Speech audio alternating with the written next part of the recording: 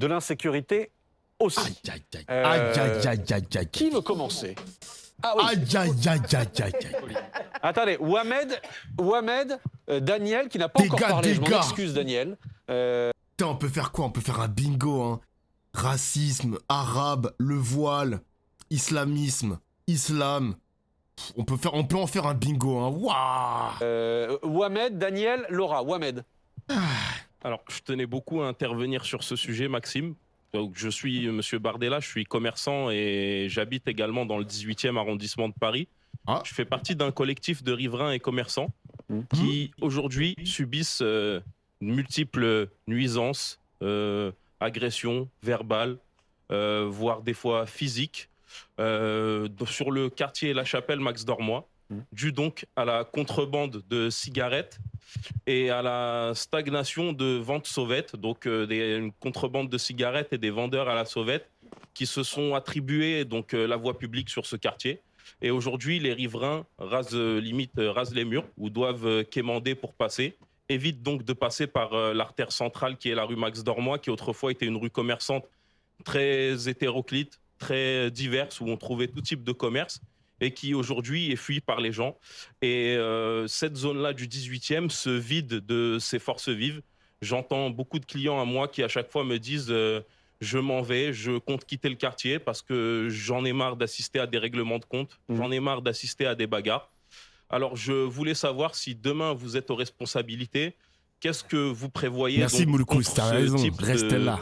de délinquance stagnante et qui s'approprie la voie publique. On constate aujourd'hui un abandon de la voie publique dans plusieurs quartiers en France. Donc, qu'est-ce que vous prévoyez contre notamment toutes ces contrebandes, ces trafics et ces ventes sauvettes? Jordan Bardella.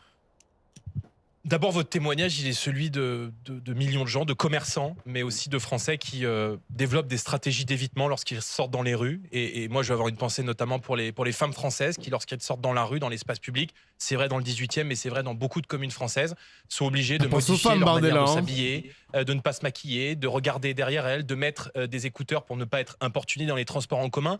L'insécurité n'est pas un sentiment. Elle est partout dans la vie des Français. Aujourd'hui, on a beaucoup parlé d'économie et je vais vous dire, je pense que la première mesure à prendre pour remettre le pays sur le chemin d'une économie qui marche, c'est de rétablir la sécurité.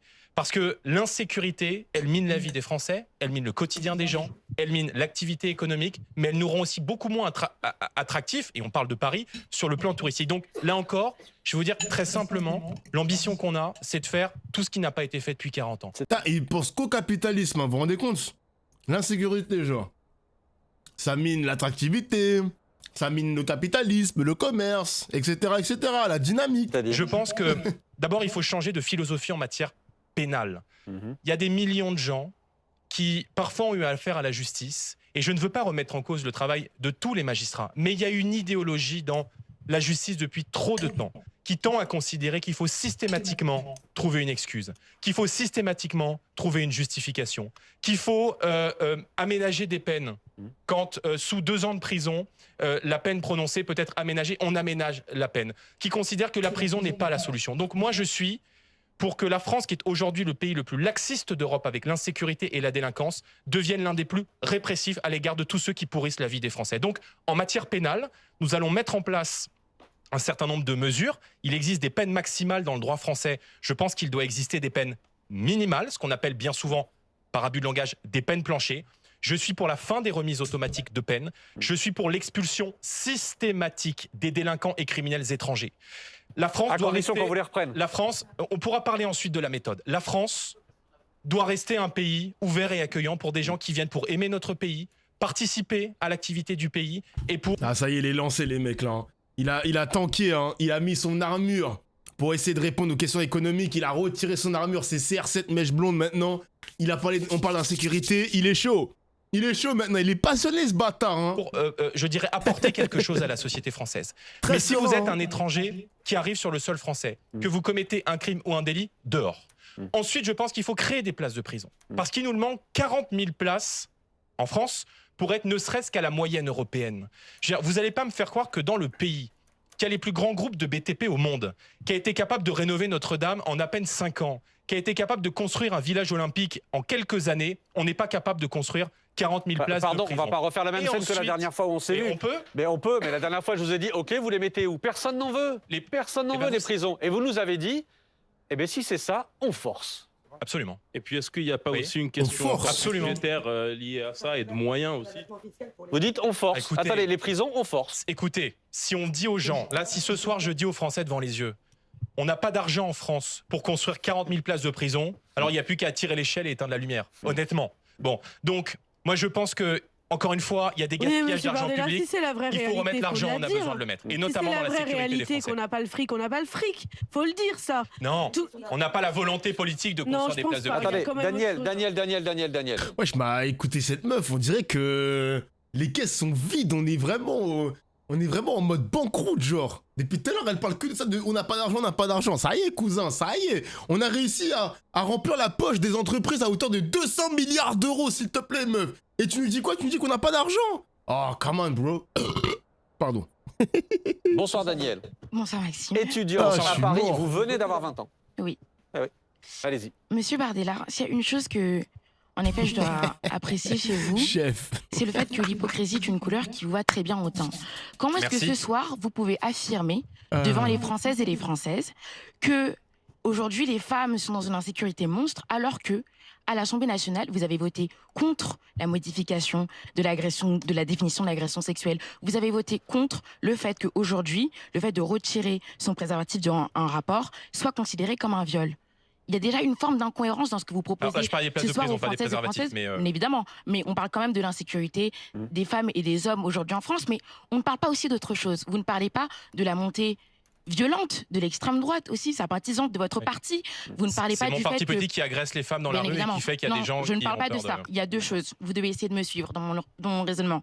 Il y a aussi une deuxième chose, c'est le fait que aujourd'hui, le patron de la DGSI, dans toute une information de 2023, a montré la violence et la montée du coup de partis comme le vôtre et bien évidemment des sympathisants aussi. Je viens aussi quelque part ramener mon expérience professionnelle en expliquant que la dernière fois que j'étais sur ce plateau, pendant 3 jours, j'ai eu une avalanche de commentaires racistes, négrophobes et misogynes de la part de sympathisants de votre parti. Donc ma Oui, question, et moi ma j'ai eu des question- menaces de mort d'un parti plus à gauche, par Oui, exemple. Oh, tais-toi, toi, c'est même pas t'es qui, wesh. Ah, c'est un truc de ouf. Ouah, l'avocate de Bardella, ferme ta gueule. Ma question est à donc, Monsieur Bardella. Ah, c'est un Ma question truc est à de Monsieur ouf. Bardella. Et le Qui a pris le rapport micro, qui est là donné pour la DGSI, Et les Qui a pris le la micro? dame- Ah, c'est elle qui a pris le micro. Putain, vous voyez pas la caméra. C'est elle, là.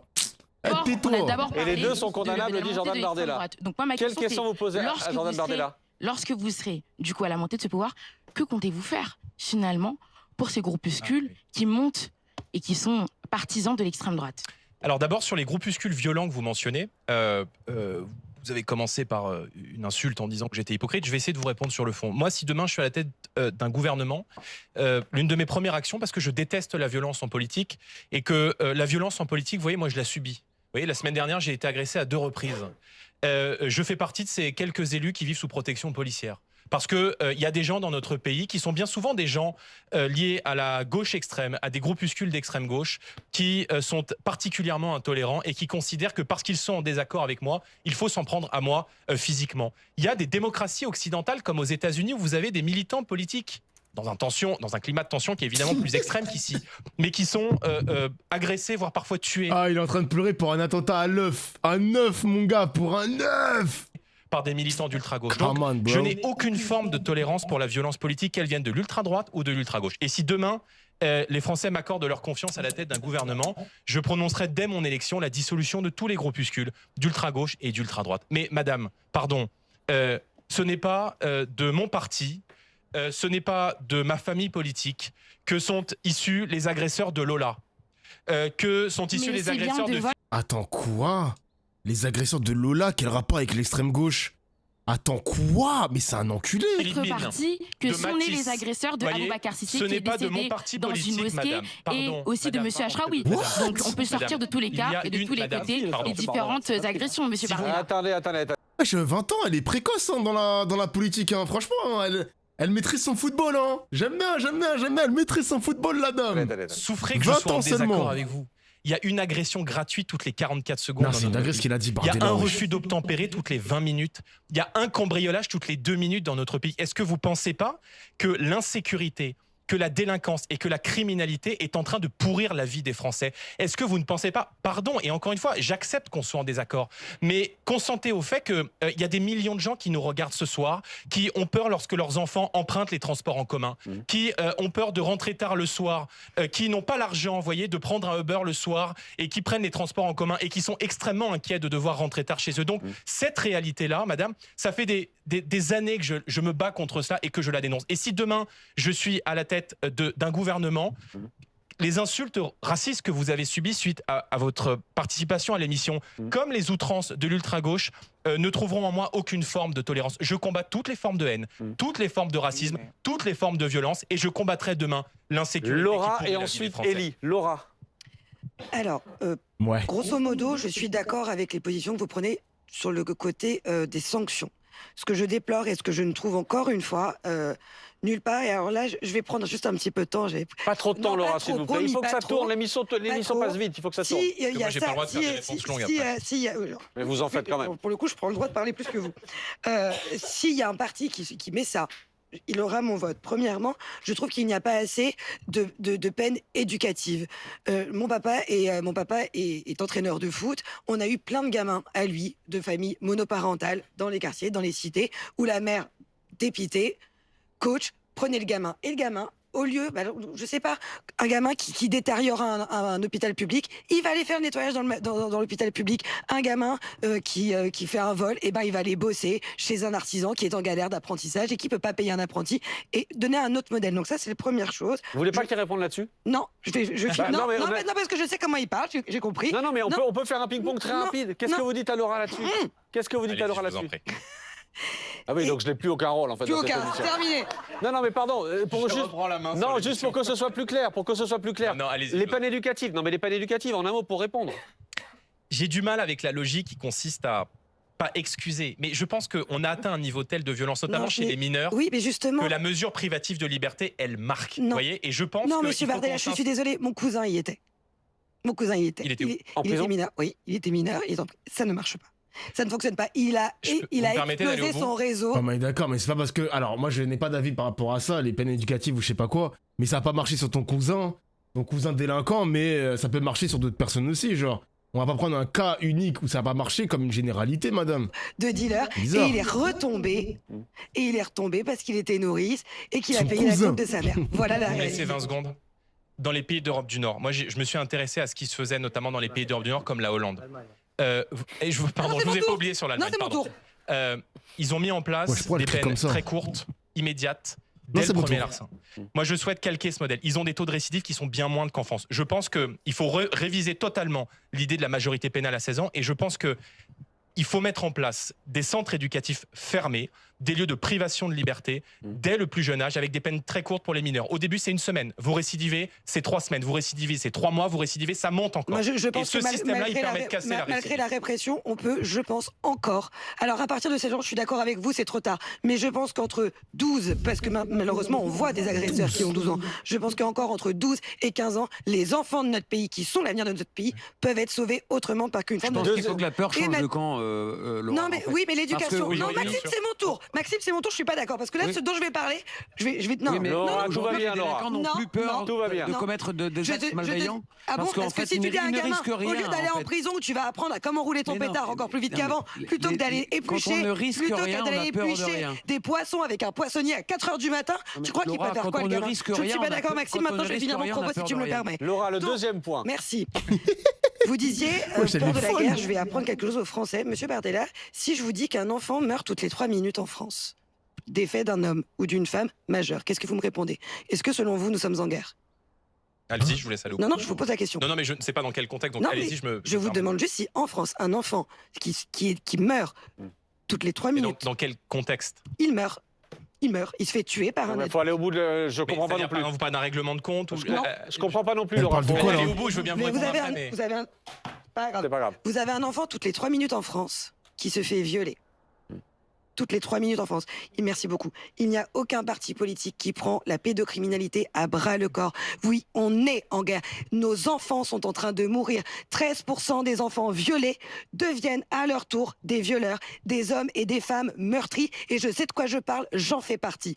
J'aimerais qu'il y ait un politique qui prenne la décision, à un moment donné, purement et simplement, de faire un tout petit peu de nettoyage chez les magistrats et chez les psychologues des chez magistrats. Vous avez un psychologue qui a été choisi par les magistrats de la région parisienne, qui a écrit un livre qui s'appelle Plaisir de tuer, où il fait l'apologie du viol et qu'il met des... Un magistrat? Attends, plaisir de tuer, livre.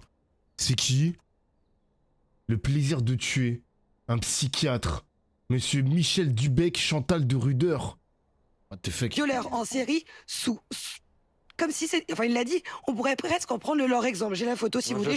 Honnêtement, je ne sais pas de qui vous parlez, de quoi vous parlez, mais sur la pédocriminalité. Non, mais non, on va pas, honnêtement, on va pas mettre en cause des gens comme ça, nommément. Vous avez des magistrats qui pour faire des analyses psychologiques, des magistrats qui pour faire des analyses psychologiques d'enfants violés ou de parents qui sont des parents de victimes. On prend un psychiatre qui est lui-même en train d'écrire un putain de bouquin où il fait l'apologie du viol. Voici le résultat de la France. On dépense 11 milliards. On dépense 11 milliards dans l'aide sociale à l'enfance. 11 milliards, vous avez des réseaux de pédocriminalité, de prostitution des mineurs qui sont financés avec vos impôts, messieurs, dames. Il y a 11 milliards d'euros. Alors avant d'aller chercher les poux dans la tête à qui le paye, qui pas, vous avez 11 000 euros qui sont déduits de la sécurité sociale, qui entretiennent un réseau de prostitution des mineurs, qui ensuite, ces jeunes femmes, une fois qu'elles ont été prostituées, deviennent à leur tour les proxénètes des futures victimes. Il faut que Jordan Bardella vous réponde. Wesh, elle a les larmes aux yeux presque. Ah ouais, puissant le discours, hein. Puissant, hein. Puissant. Hein. Là-dessus, j'entends votre combat, évidemment. Ah ouais. Et j'entends votre émotion, bien sûr, mais il faut que Jordan Bardella vous réponde. Notamment sur ce sujet-là. Et Laura a raison, qui est un sujet qui est très... Est-ce qu'on entend la France Insoumise parler de l'enfance? Si, je pense, non? On a voté une loi, on a voté une loi récemment où tous les enfants placés auront le droit à un avocat maintenant. On a voté ça hier ou avant-hier, quelque chose comme ça, genre. Intéressant ce qu'elle dit. Ouais, Betaram et tout. De fois, la Laura, c'est elle. Attends, on va envoyer un lien. C'est qui, c'est quoi? Sur RMC, Laura prétend que 142 000 musulmans sont prêts à faire exploser les Français. Yo! Et évoque une cousine qui s'est voilée pour être tranquille. What the fuck? Ah, mais c'est une meuf des grandes gueules. Sophrologue, 300 pour la France. Grande gueule sur RMC. 200 abonnés. Ah ouais, elle a pas de buzz, hein. Elle a pas de buzz, wesh. 200 abonnés. What the fuck? Ok. Très rarement abordé par les politiques. Elle va être influenceuse ou quoi? Pour me permettre de répondre sur des faits précis, ce dont parle Laura, donc c'est ce chiffre, toutes les 3 minutes, un enfant est victime très précisément d'inceste, de viol ou d'agression sexuelle. D'abord, je respecte votre témoignage, vos sensibilités. Je n'ai pas connaissance du livre en question, mais je respecte évidemment votre témoignage et je vous ai permis d'aller au bout, je voulais pas vous couper. Mais moi, je pense qu'il y a à un moment donné, dans l'échelle de la barbarie, dans l'échelle de la violence, des actes qui doivent vous exposer à de la perpétuité réelle. Il ouvre pour le le chocolat, terrorisme, ma tablette. pour la très grande délinquance, pour le summum de la barbarie qui est la pédocriminalité, eh bien, je considère que, après jugement, vous devriez rentrer en prison sans la possibilité d'en sortir. Parce que quand vous avez des gens qui commettent des atrocités, et qui 30 ans après, avec vous, monsieur Bardella, avec des remises peine de sûreté de 22 ans, et que vous pouvez recroiser dans la rue au bout de 25 ans, c'est inacceptable et incompréhensible pour des millions de Français. C'est pour ça que, tout à l'heure, je me suis permis de vous dire que la privation de liberté doit redevenir une norme dans notre pays. Je veux dire, moi, je considère que pour le terrorisme, pour le djihadisme ou pour la pédocriminalité, eh bien, ce que vous faites aujourd'hui, vous pourrez le refaire dans 20, 30 ou 40 ans. Je suis d'accord avec vous, monsieur Bardella. Seulement, vous avez des femmes qui sont passées devant la justice, qui ont été violées à l'âge de 13 ans. Elles sont passées devant la justice. Leur agresseur a été entendu par les forces de l'ordre, de police, et leur agresseur, enfin, en tout cas, cette jeune femme, son agresseur a reconnu les faits, a reconnu avoir abusé sexuellement de cette jeune femme. Quand elle est passée en procès, non-lieu. Maintenant, elles sont 8 à mettre en place elles ont porté plainte contre l'État français au Centre des droits de l'homme européen. Elles ont gagné. Le problème, c'est que la vérole, elle est à l'intérieur de notre système judiciaire. Vous avez des pédomagistrats qui entretiennent la culture du viol et notamment de la pédocriminalité. Voilà, honnêtement, je sais pas de quoi vous parlez. Élie voulait réagir. Vous avez des magistrats, mais qui veulent pour un psychiatre Laura, la police il faut du viol. donner la parole. Je vois pas ce qu'il faut de plus. Élie. Ah ouais, là, elle mène son combat contre les magistrats, cette fille, hein, putain. Moi, je trouve, monsieur Bardella, comme l'avait dit le jeune homme en tout début d'émission dans le Magnéto, en effet, que vous êtes une coquille vide. Wow. Pourquoi? Parce que déjà, en termes économiques... Vous êtes très charmant, monsieur. Une petite... Mais je vais vous le prouver. En termes économiques, vous vous basez sur des recettes escomptées, mais si on ne les a pas, on sera dans la mouise. Et sur le plan sécuritaire, vous avez une très très grosse partie des mesures qui ne sont pas faisables. Par exemple. Lesquelles? Par exemple, la suspension des allocations pour les parents en cas de mineurs condamnés. C'est dans votre programme pour les législatives de 2024 que j'ai lu. Pour préciser, comme ça on s'entend bien sur la mesure, je souhaite suspendre les allocations familiales aux parents de mineurs récidifs. Parce que je pense que s'il y a bien des gens à responsabiliser, c'est les parents. Ok. Il y a deux principes fondamentaux dans notre Constitution et dans la CEDH. Le Cour européenne des droits de l'homme. Le premier principe fondamental, c'est le fait personnel. On ne peut pas, pénalement, être condamné pour des faits que nous n'avons pas commis. Et les parents n'ont pas commis les faits de leurs mineurs. Première question. Enfin, première précision. La suspension des allocations familiales est une décision administrative décidée par le préfet et non juridique. Donc c'est faux ce que vous dites. J'y viens. Deuxième chose, il y a l'individualisation des peines. On le sait, il y a des constitutionnalistes qui se sont prononcés sur cette question, que si vous la votez, cette mesure-là, elle ne passera pas. Elle sera retoquée. Constitutionnel. Elle sera retoquée, ouais. Donc, et ça, il y a cet exemple-là pour beaucoup de mesures. Donc il y a un panel de mesures qui ne seront pas réalisables. Donc, moi, je serai toujours... Les gars, je vais toujours le répéter en stream. Je suis contre le fait de condamner une mère isolée ou un père isolé parce que son gamin, il a fait de la merde. Je veux bien que le daron éduque son fils, mais des fois, les gars, individuellement, chaque famille a sa singularité, chaque famille a son histoire. C'est dur. C'est dur de lui faire perdre son allocation. Le père, malheureusement, ou la mère, malheureusement, n'a pas pu complètement gérer l'éducation de son fils. Son fils lui-même a eu des mauvaises fréquentations. Sa mère ne le sait pas. Elle ne le sait qu'après les bêtises de son fils. Ça sert à rien de les sanctionner, les mecs. Ça sert à rien. C'est de l'injustice. La pauvre daronne, c'est de l'injustice. Et puis ça va entraîner, ça va faire rouler cet engrenage-là de la délinquance, de la pauvreté. Enfin, je trouve ça triste quand même. Ça empire les situations. Mais oui, gros, ça les empire. Ça les empire, mon gars. Est-ce qu'on fait du cas par cas? Moi, de manière globale, si vraiment on reste en surface, les mecs, de manière globale, pour tous les allocataires, en tout cas de prestations, ça sert à rien de les suspendre. Les suspendre, pardon, ça sert à rien de les suspendre. Ça sert à rien. Et encore une fois, ça touche toujours les classes pauvres. Exactement. Ça va toujours toucher les classes pauvres. Question, et avant mon message personnel, c'est de savoir, allez-vous faire fi du Conseil constitutionnel ou alors allez-vous reconnaître aux yeux des Français qu'il y a des mesures... Attends, je vous réponds un petit peu. Après, même la mesure en soi, elle ne fait pas sens. Imagine, tu enlèves les APL à une famille, la famille ne peut plus payer le loyer, le propriétaire ne reçoit plus le loyer, c'est par effet de boule de neige, ça peut impacter aussi l'économie très négativement. Mais bien sûr, mais bien sûr. Donc là, je suis d'accord avec elle, sur les décideurs judiciaires, c'est eux qui défendent les pédos en les libérant. En fait, je suis d'accord. Sur le principe, je suis d'accord. On voit les faits divers, on voit sur Twitter que... même il y a un compte Twitter spécialisé sur ce que font les magistrats qui libèrent les pédophiles. Les pédocriminels, mais surtout les pédophiles, où il y a des non-lieux, il y a de la prison avec sursis, alors que le mec, il a 8 millions d'images pédopornographiques sur son PC, le mec, il a pris que du sursis. Ça, je suis d'accord, c'est pas un gros mot de le dire, les mecs. Hein. La meuf, elle le dit avec son émotion, pardon. Mais tu as raison, Kramel. C'est pas un gros mot de le dire. Il y a un problème avec la justice française, je suis d'accord. Il y a trop de pédophiles qui sont en liberté. Oui. Vous ne pourrez pas mettre en place. Deuxième chose, message personnel. Vous défendez beaucoup ma communauté, je vais faire le juif de service ce soir. Comme LFI défend beaucoup les musulmans, vous avez pris le contre-pied, vous défendez beaucoup la communauté juive, et justement, il y a ce ping-pong. Alors ma communauté est très réceptive justement à ce que vous dites, mais moi je ne tombe pas dans ce jeu-là. Ah. Je ne tombe pas dans ce jeu-là, monsieur de Bardella. C'est pas un jeu ce que subissent nos compatriotes de confession juive. Je ne voterai pas, par exemple, pour quelqu'un qui à 18 ans faisait la queue pour prendre une photo avec Jean-Marie Le Pen. Pour quelqu'un qui en 2023, c'était il y a 2 ans, disait « Je ne pense pas que Jean-Marie Le Pen soit antisémite, mais on est revenu sur la bourde parce que justement on a vu que ça avait été une maladresse. » Vous parlez du groupuscule tout à l'heure, les groupuscules d'extrême droite, d'extrême droite, il y en a partout. Mais quel culot, monsieur Bardella. J'ai fait une fac que vous connaissez bien, ça s'appelle la fac Assas. Vous connaissez bien les groupuscules qui régnaient là-bas à Assas, le GUD. Ça vous dit quelque chose, puisque vous fréquentiez... Je n'ai jamais été au GUD, moi. Vous fréquentiez régulièrement Frédéric Chatillon. On ne peut pas nier le contraire. Vous fréquentiez très régulièrement sa fille. Donc Frédéric Chatillon, qui est un membre assidu du GUD, qui est il faut que Jordan Bardella vous réponde aussi. La fille de soutien fervent de plus jeune régime très totalitaire. Donc c'était pour vous dire que ce petit jeu que vous faites pour contrebalancer sur LFI, qui est à fond sur le musulman, et donc vous justement pour parler avec ces menaces-là, je vous voulais dire qu'une partie justement de la communauté n'est pas dupe. Aïe aïe aïe. Attends, il a soulevé sa fille ou pas les mecs? Est-ce qu'il a soulevé la fille de Frédéric Chatillon? Attends, Frédéric Chatillon, girlfriends. Non, girl, pardon. Frédéric Chatillon, fille. Sa fille, comment elle s'appelle sa fille? Elle s'appelle Kéridwen. Oh, le prénom de fou. Kéridwen Chatillon en couple avec Bardella. Ouais, c'est ça. Il a backshot sa fille, bro. Je suis mort sa mère. Tout le monde aura compris que je vous convaincrai pas ce soir, cher monsieur. Ah ouais. Mais je vais essayer. Je vais essayer.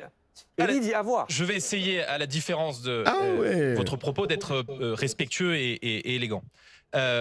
Vous êtes avocat. Bon. La décision de suspendre une allocation familiale n'est pas une décision juridique. C'est une décision administrative, puisqu'elle relève non pas de l'autorité judiciaire, mais elle relève du préfet. Donc ce que vous dites, pourtant comme juriste, est faux. Deuxièmement, devant le Conseil d'État, donc ce sera la même chose. Pardon. Mais je vous ai pas interrompu. Deuxièmement, sur parler de la communauté juive. Bon. Oula. Ce n'est pas le Rassemblement national, ni les Français qui votent pour le Rassemblement national, qui, depuis maintenant plusieurs années, font craindre une insécurité et une barbarie toujours plus violente pour nos compatriotes de confession juive. J'ai grandi dans un département qui s'appelle la Seine-Saint-Denis, où aujourd'hui, il n'y a plus beaucoup de Français de confession juive, en tout cas qui osent porter la kippa, parce qu'ils ne se sentent plus en sécurité, et que l'islam radical, qui s'est aujourd'hui enraciné et qui a pris le pouvoir dans d'innombrables quartiers français, menace leur sécurité, leur liberté et les fait craindre pour leur vie. 23h15, l'islam, les mecs, on y est. 23h15, on a attendu, hein. Enfin, 23h15 ici, pardon, sur l'émission. Hein. Et voilà, l'islam. Donc, moi, j'ai toujours été extrêmement cohérent à l'égard de la lutte contre l'antisémitisme. J'ai toujours combattu le fondamentalisme islamiste. Vous savez, en 2025, il y a un responsable politique qui a été reçu en Israël et qui s'est rendu à Yad Vashem. Il est devant vous. Donc, les leçons de morale, vous voyez, sur mon patriotisme tout aussi dangereux que LFI, ou mon intégrité, et le régime de Netanyahou n'est pas à LFI. Parce que moi, le 7 octobre... Vas-y, wesh, le mec, l'avocat, il met que des balles sur LFI. Ça y est, chef, lâche la bite de Mélenchon, mon gars. Quelques jours après, lorsqu'il y a eu les atrocités du 7 octobre, moi j'étais dans la rue, aux côtés de nos compatriotes de confession juive. Vous voyez, je n'étais pas monsieur Mélenchon à aller relativiser l'atrocité qui a été commise le 7 octobre par le Hamas et à expliquer, comme ça a été le cas par un certain nombre de parlementaires de la France insoumise, qu'il s'agissait là d'actes de résistance. Donc j'ai toujours été cohérent dans la lutte contre le fondamentalisme. Et je vais vous dire, monsieur Bardella. Eh ben, Bardella, quand ça parle des Israéliens, des sionistes, tout ça, il bombe le torse, hein. Vous avez vu comment il est en colère, là? Il était pas aussi en colère pour les agriculteurs, les Français, tout ça, mais quand c'est Israël, ça bombe le torse. Ouh là là, attention, Bardella. Aujourd'hui, beaucoup de Français de confession juive se tournent vers le Rassemblement national. C'est parce qu'ils ont bien compris que nous étions un bouclier pour les protéger. Donc, je veux dire, ne faites pas l'accusation de c'est de l'électoralisme. Vous voyez, ce que fait Mélenchon, c'est de l'électoralisme. Parce que consentez au fait que le nombre de Français de confession musulmane est peut-être un peu plus important que le nombre de Français de confession juive dans notre pays quand ils ne sont pas tentés de partir. Donc, on n'est pas électoraliste. Vous voyez, si on avait voulu être électoraliste, on aurait fait comme M. Macron, on aurait séché la marche de soutien aux victimes des attentats du 7 octobre. Et dans mon livre, je fais le portrait d'une franco-israélienne qui a subi le 7 octobre dans sa chair et qui ne comprend pas, comme beaucoup de personnes, la faiblesse de nos dirigeants avec une idéologie qui ne veut pas se séparer, mais qui veut nous conquérir. Et je parle là de l'islamisme. Je voudrais qu'on avance, Jordan Bardella. Tout à l'heure, on parlera de vos ambitions aussi. On a démarré cette émission tout à l'heure. Vous avez le moins dans l'émission. Oui, mais c'est peut-être une partie que les Français qui sont autour de nous attendent aussi. On parlera de vos ambitions. Vous êtes arrivé sur ce plateau en disant quand je deviendrai aussi, je deviens Premier ministre. Certains vous imaginent un autre destin et on en parlera tous ensemble. Mais pour rebondir aussi sur ce qui vient d'être dit, je voudrais qu'on vienne à une des questions d'ailleurs qui est aussi dans votre livre et qu'on voulait poser ce soir. Qu'est-ce qu'être français ? Qu'est-ce qu'être français ? Parler de notre identité, parler aussi d'un sujet qui a traversé déjà ce forum ce soir, c'est l'immigration. Je voudrais en parler notamment avec vous, Farid. Je vois que vous levez la main tout de suite. Oui. Mais les gars, vous vous rendez compte que tout le délire de Gude, Frédéric Chatillon, etc., comme quoi l'extrême droite est une menace aussi pour la sécurité des Français, vous avez vu comment il a répondu? Il a détourné le problème. Hein. Il a parlé de l'allocation à suspendre, il a parlé de la communauté juive, mais par contre, pour le Gude, etc., rien du tout. Hein. Genre, ça, c'est etc., wow, y a rien. Hein. Tout de suite. Il a bien esquivé. Hein. Je vais vous dire pourquoi je pense à vous, Farid. Parce qu'en préparant l'émission, vous nous avez dit deux choses. D'abord, vous nous avez dit, et je reviens à ce qu'on disait tout à l'heure, 1995, non, vous nous avez dit trois choses, pardon. Je vais faire dans l'ordre. Vous avez commencé l'émission en disant que vous étiez plutôt